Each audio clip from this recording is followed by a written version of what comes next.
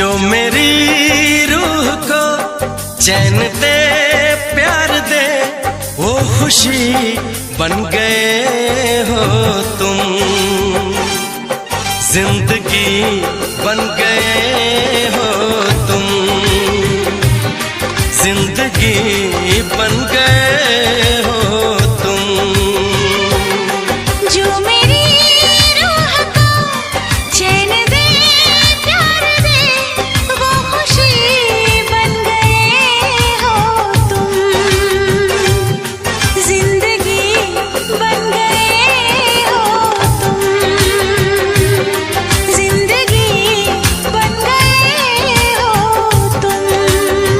जिस्म से जान तक पास आते गए, इन निगाहों से दिल में समाते गए, जिस्म से